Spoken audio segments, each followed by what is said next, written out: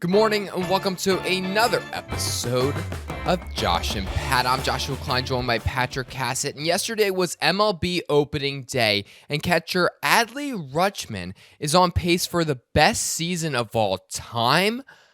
At this pace, Adley would hit 162 home runs while getting 810 hits, all while batting 1,000. Now, I'm no baseball expert, but that would have to be one of the better seasons in MLB history. Patrick, what is going on in Baltimore, and is there an MVP season on the cusp? Hop on the wagon now. Hop on Adley's MVP train, because Adley is better than Babe Ruth. He's the next big thing in Baltimore. And you know what? Screw it. He already is a big thing. Adley Rutschman is the game's hero, and he's going to lead the Orioles back to the playoffs this year. It seems like it. I mean, Patrick, and like I said, I'm no statistician, but if he's on pace, if things continue to go at this trajectory, he's going to bat 1,000 with 162 home runs, 810 hits, and 162 walks. So he's getting it done everywhere. Man, so he's really getting it done everywhere. It seems to me like the Orioles are in a great spot. Adley has to feel good about himself. Now, if I know what's going on in the Orioles organization, I mean, Adley's really playing for his next contract with the Yankees, the Padres, whoever that may be. But he's putting it all out there. He knows that he's going to get the bag anywhere but Baltimore. Yeah, the owner yesterday came out basically sounding like he's not that interested in baseball. So that's always great. You always like to hear that as a player. Yeah. They asked him, about signing, guys to extensions. He said, yeah, the GM's got to work with what he's got. And it's like, that's great. You're the owner, you are what he's got. Right. You are what he's got. So it doesn't make much sense. But it's good to know that, the Orioles get at least like 3 years of Adley. They probably trade him to probably like the Giants or the Mets. He'll be a Met. And oh man, Steve Cohen rich. Right now. Steve Cohen's his pay to win plan seems to be working because he did get one win. So and they're on pace for 162 wins, the Mets. Yeah. So Steve Cohen seems to have figured out the system here. I mean, 162 wins, that would be one of the better seasons in MLB history. Josh, I'm going to go down and say it. 162-0 would be the best season in MLB history. You're kidding. Wow. It would be hard to compare it. Man, yeah, that potentially. Well, definitely top 10 for sure. At least top 10. Yeah. You're right, and it's going to be incredible to see how all this shakes up. I mean, MLB's here. Shohei Ohtani completely fumbling, or was his team fumbling because they lost? Oh, and he put up a good fight. Yeah, he goes just classic Shohei Ohtani. Goes 1 for 3 at the plate. He gets a hit for his team. He only gives up 2 hits, pitches 6 innings, strikes out 10 guys. Angels lose 2-1. Oh, man. That's rough. By the way, before I forget, back on the Orioles owner, I know we're jumping around here. So I was thinking about this yesterday. So Angelos, Orioles owner, said we're more focused on having concerts, or that's a priority. We're focused. The concerts are our priority. What I was thinking was, Patrick, everyone's misreading this. Everyone potentially is going, oh my gosh, he doesn't care about winning. He doesn't care about baseball. I read this as maybe he's a smart business guy, and maybe he knows maybe he's looking at the numbers and he's saying, hey, we make more money with baseball or with concerts than we do baseball games, and maybe we should be interpreting this as baseball's in trouble. Concerts are a more viable business plan than investing in your baseball team. Yeah, and I think that's what the MLB is looking at. Is they're going, okay, what's going to happen if baseball keeps on this trajectory? Baseball keeps losing viewership. Baseball, they just keep losing momentum in the game. Well, you take the 30 MLB stadiums you have now and you just convert them into concert venues. And then at that point, and I think what you're going to have is John Angelos from the Orioles. He's going to lead that effort. He's going to be a guy you're going to break through. We're going to talk about maybe in 50 years how, you know what, the MLB transformed. It's like having the Kodak cameras where now they make medical equipment. Yeah, just they shifted. They shifted. Now I have MLB Major League Baseball is going to be a concert venue now.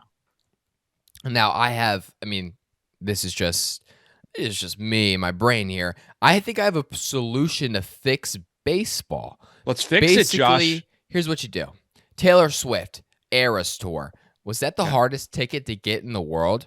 Yeah, seems like it. Seems like it. What we do is we have a partnership with Taylor Swift Eras Tour or Morgan Wallen Tour or any big artist tour, and they play their songs like, you know how we have the 7th inning stretch? They play it during the game. They play it between innings. So it's like you got to sit through, you get at least 9 songs. Maybe we do 2 in between each inning. And you got to stay through the whole game if you want to get the whole concert. Right. And like if you're sitting there and you're like, "Hey, man, I really want to hear Shake It Off." But you know it's not coming until like the 8th inning. You're like, I got to stay all 8 innings. That's great because we can pack these in. That's at least 45,000 people that can watch T Swift. You pack it in, you get a little break, you get some baseball in between. I mean, boom, next thing you know, more people are showing back up to the ballpark. I mean, how sick would it be if, 7th inning comes and all of a sudden, pour me another drink. Whatever, Right. That'd be awesome. I think, Josh, you just fixed baseball.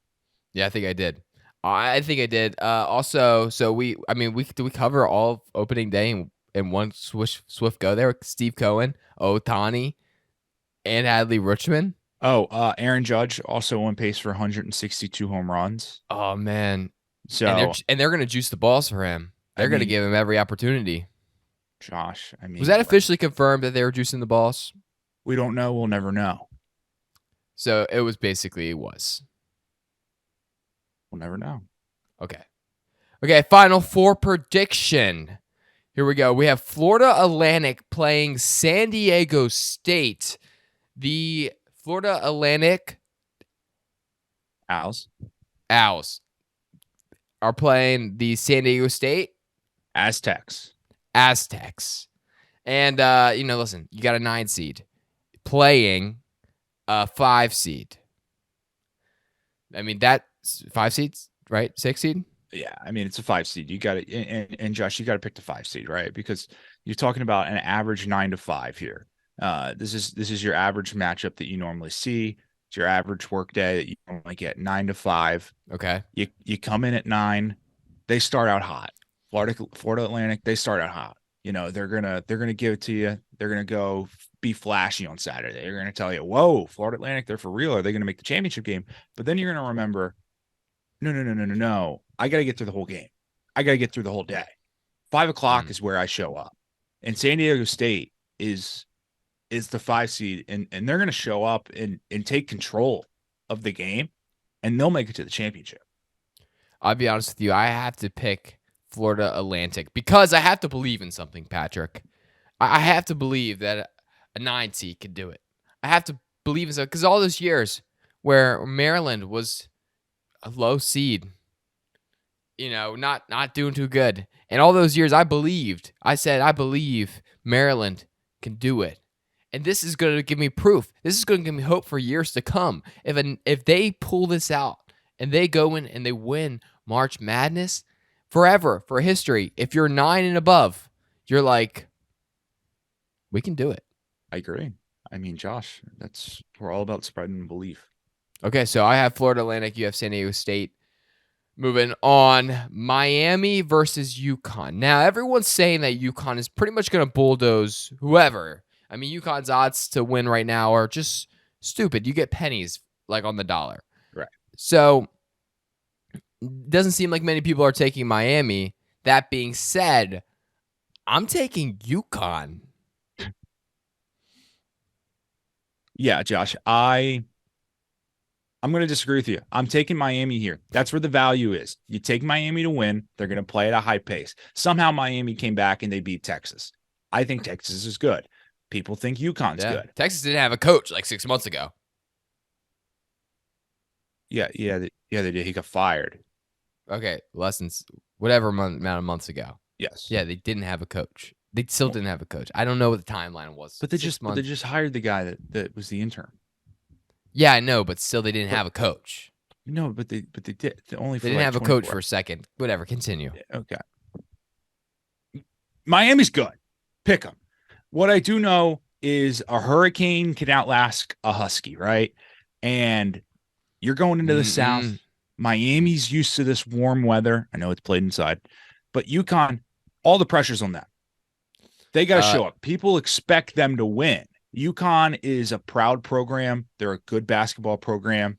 But let's be honest, before this, we were talking about if their coach Hurley could advance in the tournament. He had struggled before. And now all of a sudden we think could be a championship favorite. No, I'm taking Jim Larrañaga and these Miami Hurricanes to get it done.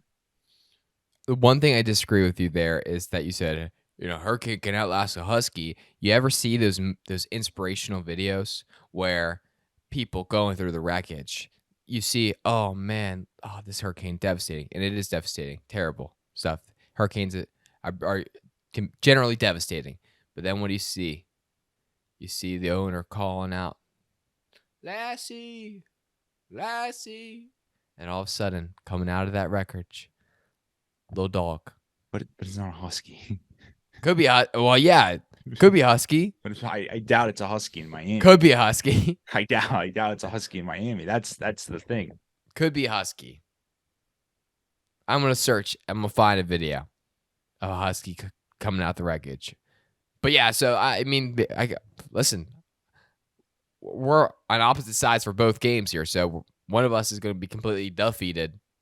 One of us is going to be, or we could split. Great point. So one of us is going to be completely defeated, or one of us is going to be completely undefeated. And then one of us is going to be completely just 50-50. We're average. While in that case, the other person would be the 50-50 as well. Thanks for explaining that. Cool. Josh. So that's our final four predictions. When are those games played tonight? They're played Saturday night. Sounds good. Moving on to the NBA, the Bucks get crushed by the Celtics 140-99. Do the Bucks not care about winning meaningful basketball games? No, it's clear that the Bucks just don't care about the regular season. I mean, let's go back in the last 5 years. What have the Celtics done? Well, they've made an NBA Finals, but they haven't won it. What have the Bucks done? They've made an NBA Finals, and they won it. Won it. Yeah. So they know what they're doing here. This is a level 1,000 IQ play out of the Bucks. Don't show our best on March 29th.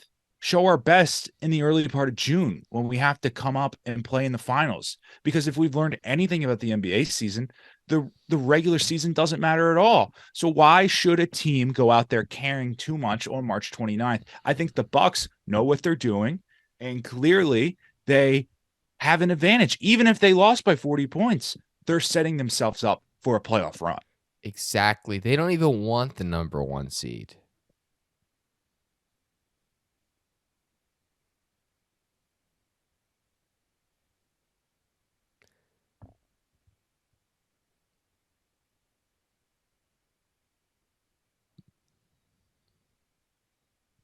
Okay, cool. So that covers that, yeah? Josh, this is a good point to tell you that your camera's not on, so I can't see you. What? Oh, my camera's not on? There you go. This whole time? Has the whole episode? Well, why didn't you say something? Well, it was you jumped right into it, and we were doing fine, but then good thing the long pause waited a good 12 minutes. So I just I think that shows that the chemistry is good, that we were able to go that long without seeing each other. Yeah. Huh. That's interesting. Well, hey, good to know, Patrick. Didn't know. I was looking at you and I was like, what is he going to gonna make a move. Cool. Yeah, I mean, listen, Celtics, good for them. Like, we're gonna see this matchup again, most likely in the playoffs. It feels like these are the best two teams in the East. I mean, it's how it's gonna go. But also, like, I don't lose by 41. That's like, just don't lose by 41. Let me make it at least close. That's just a grade A blowout. I agree. Yeah. Okay, moving on to a segment I'm actually a little bit excited for. Ooh, Josh. Wait. New segment alert. New segment alert. It's kind of like a revisited old segment, but it's a new segment. New today. Play the music. It's time to unveil the greatest list ever assembled. Probably. Here's Josh's top 10. I'm sure that's enough time. It's time for Josh's top 10 places where Lamar will play next year. Now, this list is a little bit interesting. Whoa. Oh, we lost Patrick right in the middle of the segment. Patrick, I'm going to give you I'm going to talk through the segment. I'll let you figure out what's going on over there. Or maybe not. Okay, number 10 is NA. And I'm just going to save you guys the trouble. Actually, number 10 through 6 are NA, non-applicable or whatever NA stands for.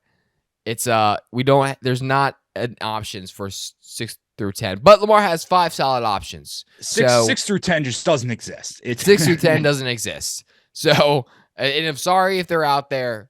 I am.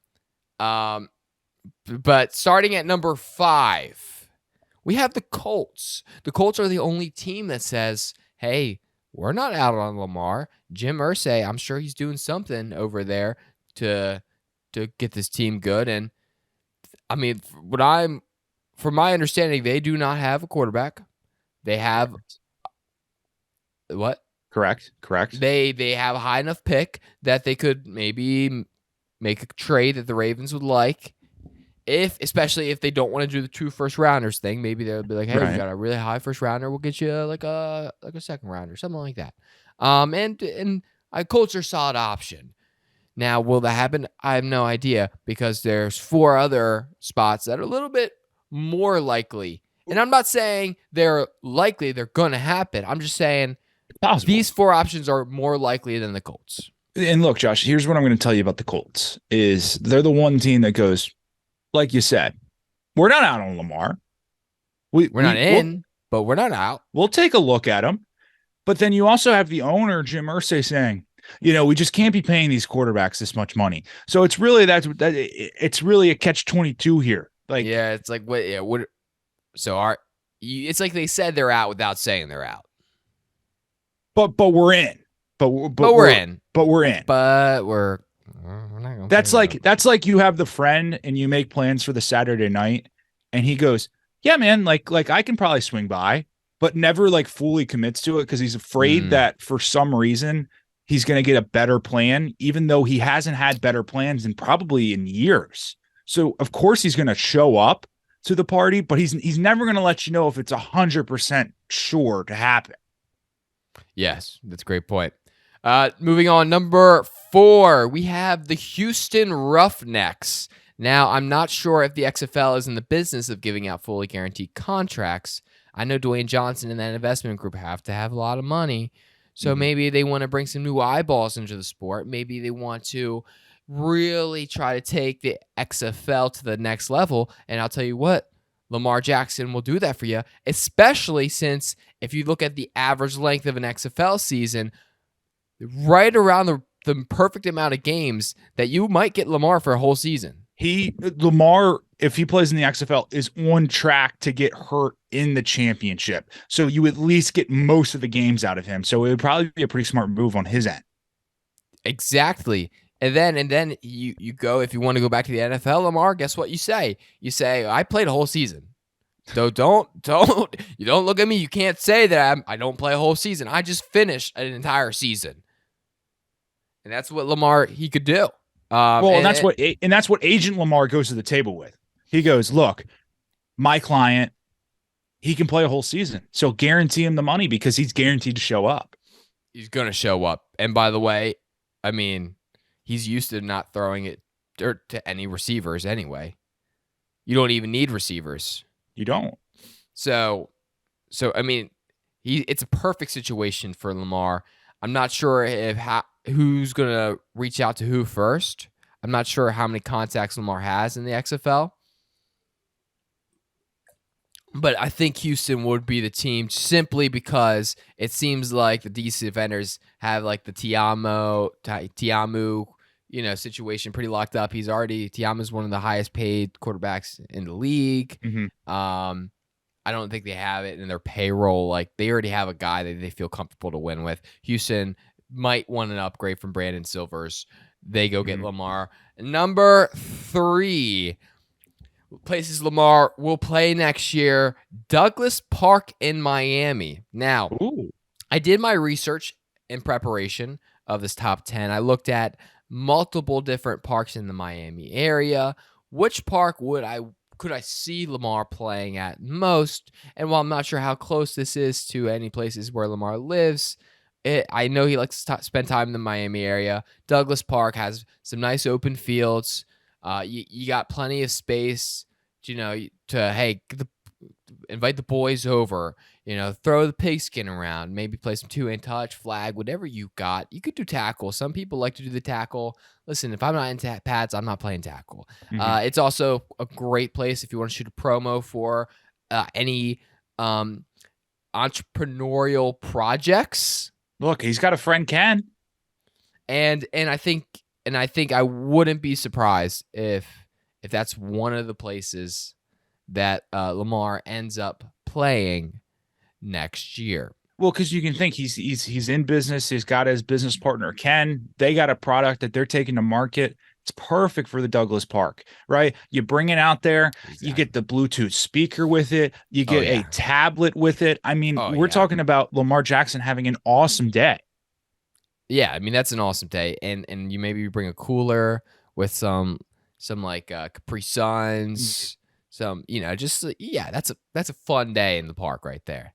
And moving on, number 2, places where Lamar will play next year. Now, this one is one of the places that I think it's for certain, which is why it's number 2. Really?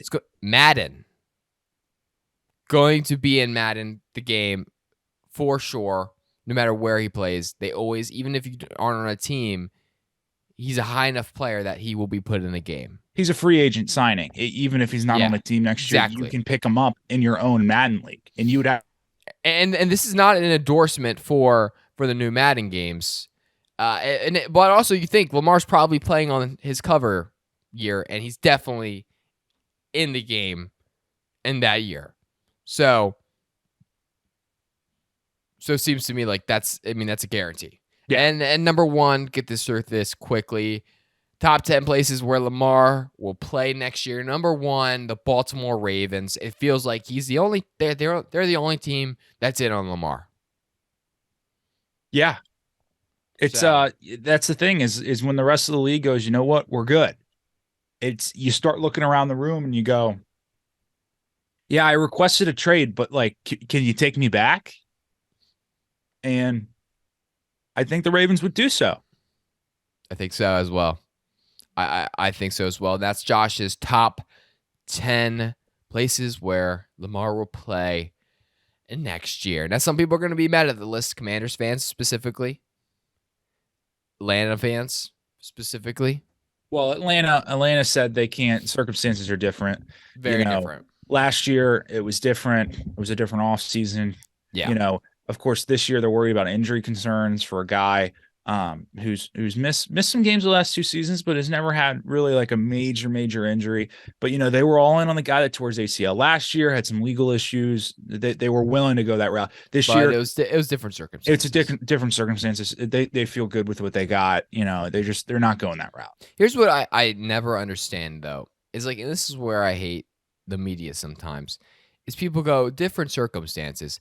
And it is. And the people that ignore this, it makes me so mad. It is different circumstances. One, because listen, You know why Deshaun Watson is not on the Atlanta Falcons right now?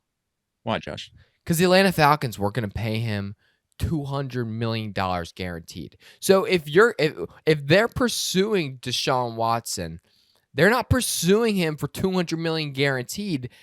That's the difference. So Josh. it's like, yeah, one player's better, but guess what? It's like Patrick. It's like last year, I was in the market for like a Toshiba handybook. Nice. I wanted a like a nice thing I could read like books on, and I wasn't going to do anything special on it because I have my laptop, Right. and I have my my phone. I just wanted like a Kindle. You're just looking for a nice product. Say Kindle. I just want to do reading. It's strictly for reading, and I want to do that. And guess what? They sell out, and or somebody else gets the last one at the store.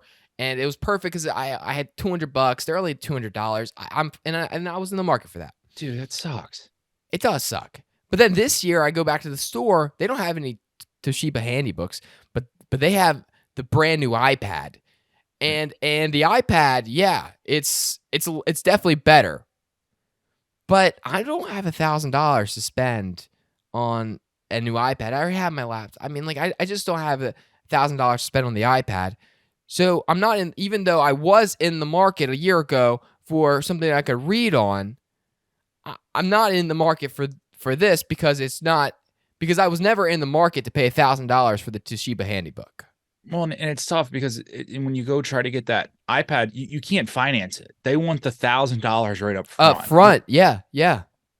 And I don't have the $1,000 up front. I can make some monthly payments, or they don't have, and the warranty on it sucks because if I pay $1,000 and it breaks, I'm still like I don't get anything back. They're not sending me a new iPad. Yeah, and the worst part is I'm pretty sure the iPads they're selling refurbished. It's not even certified new. It's not certified refurbished. That's tough, Josh. That's tough. But I do want to say this. I'm gonna ride the media here a little bit with you. Let's not forget Deshaun Watson, a couple days before he signed with the Browns, said, I'm not going to sign with the Browns. The only thing that changed that, what it appears, is that they gave him $240 million guaranteed. Yeah. And Deshaun Watson said, yeah, I'll play for the Browns. Yep. That's what changed the market. Yes. So it doesn't make sense to me. Like people who are like, so you were in on Deshaun Watson, but you weren't. Like, listen, Deshaun Watson doesn't sign because the Browns' desperation created the contract that Deshaun Watson gets. And Deshaun Watson doesn't sell. The reason that Deshaun Watson is not on any of these teams that were in on Deshaun Watson and not on Lamar was because the price tag. And so now you get Lamar's price tag. It is a different situation. And I just don't get it. And I don't hate to sound too serious, but I don't understand. Josh, and there's a real scenario. We're not insiders, so we obviously do not know the numbers. No, not insiders. Just so not everyone insiders knows watching, in case you were confused. Not insiders. But there's a good chance that the Browns maybe paid like $40 to $50 million over the next highest offer because he didn't want to play for the Browns so badly until they gave him that much money. Yeah. I mean, they could have been like, okay, fine. We'll give you like $150 million. He's like, no. Okay, $150 million guaranteed. They're like, no. Okay, $200 million. No. Okay, $200 million guaranteed. No. Okay, 220. No. 220 guaranteed. Okay, yeah, we're there. Perfect. That's how, Yeah, so, okay, moving on to hey, we're rooting for you, Lamar, but I don't know what's going to happen. Moving on to our NASCAR preview. They are in Richmond. Yes. Patrick, who's going to win this race? Josh, you started off hot 2 weeks ago. Right. I love a little back-to-back. Last week, I picked your guy because in the NASCAR family pool. Came in about last. Stop, Josh. No, you can't do that. You gave it bad vibes off the start. I picked it on the show, and then you were like, AJ Allmendinger? Are you kidding me? And I was like, dude, he's got the 5th highest odds. And then all of a sudden you're gonna ride with me? No, that's fake. That is fake. You can't do that. That's bad vibes, and that's why you lost. I'm good. I'm happy that I lost money on it. So you lost your family pool. So this week, we're riding with a back-to-back winner. I like Tyler Reddick. Toyotas are really, really, really good at Richmond, and I think Tyler Reddick is one of the best Toyota drivers. Therefore, Tyler Reddick gets the win last week. A little bit of pressure off with the new team. I think he goes back-to-back at Richmond, plus 1,600 odds. Got it. And I'm making my pick because it's Kyle Larson. Because he's due. Due for a win, my pick is. Been struggling this season, but he's due. He's due. It's Kyle Larson.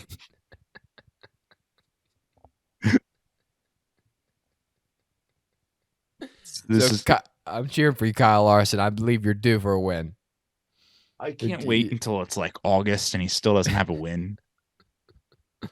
The Klein curse would be real at that point, but no, I trust him. I trust him. He's in a good spot. Short Toyotas are a little bit stronger at Richmond, but I think Kyle Larson, he can pull through. I think he can do it. Last storyline. This is an interesting one, Patrick. I think you're gonna, find this interesting, especially within, the story of the show the last 2 days. It's hot in the streets. Italy banned ChatGPT over security concerns. Now, I'm not sure how big of a security concern it is. Should I be concerned? I don't know. I didn't really read much into this. But what I do know is ChatGPT is still like on 2021 information. So like as long as you're 2 years ahead of it, you should be fine, right? Right. Just it's always a 2 steps ahead, 1 step back situation here. You're looking at ChatGPT. Look, it's like if you move it once every 3 years, you're fine. Exactly. So really no issues here with ChatGPT. What could possibly go wrong with AI? Like that could never happen, right? No, it's not like Elon Musk is calling like a peace summit between all the tech leaders to stop AI learning for 6 months so we could figure out the consequences of what AI could be. No issues. No issues. I will say this, though. Maybe Italy does have some concerns, okay? Italy sits around almost 60 million people.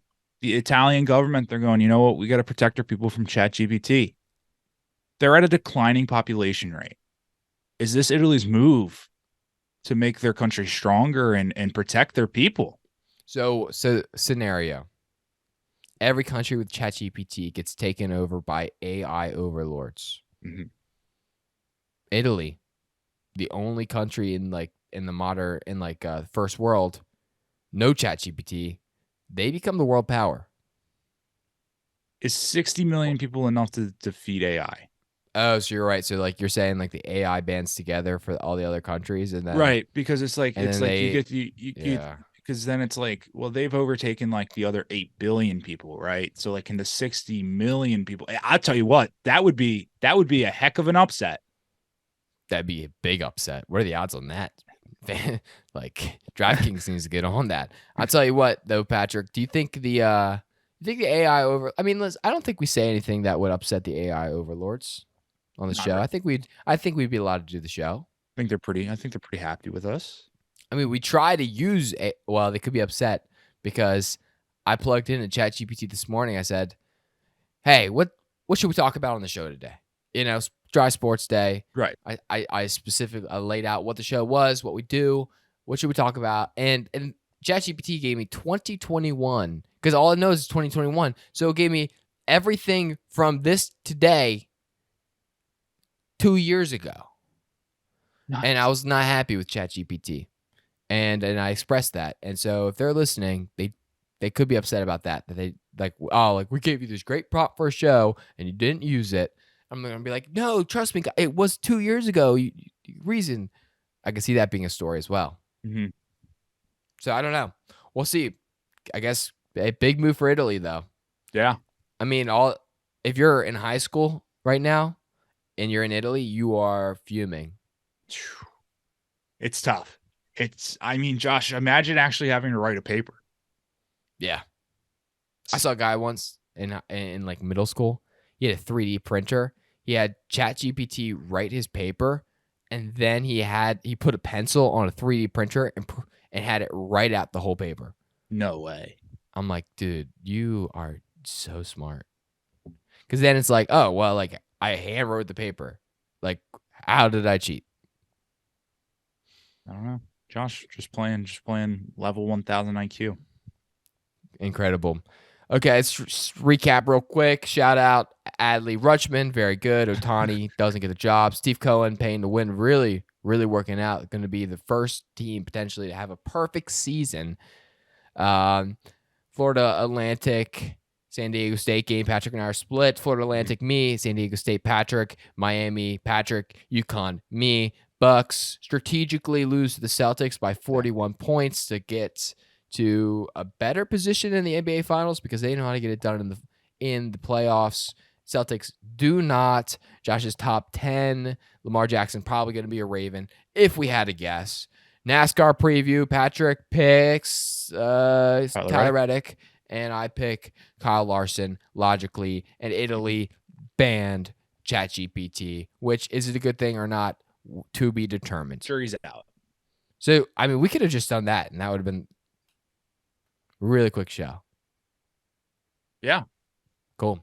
Anyway, you guys have a wonderful day. If you're still listening to this point, make sure you DM us to get a free mug. That's DM us at Picks and Pancakes on Instagram. Direct message us. And we will send you a mug if you're still listening at this point in the episode. There's just no way. But sometimes I'll see a little line that tells me somebody listened. And then I go, DM us. It's free. No questions asked. Like, it's literally free. Yeah, there's no. I mean, the only question I'll probably have to ask is where your address is. Or a address to send it. We don't even need your address. Doesn't even need you give me a P.O. box. I'll never know if it's your address. Yeah. You just, wherever you feel comfortable sending. It could be your grandma's house. And then also go to picksandpancakes.com, read up what's happening in sports. And that's about it. You guys have a wonderful day. Go attack it. Finish this Friday strong. And you guys have a wonderful weekend. A peace.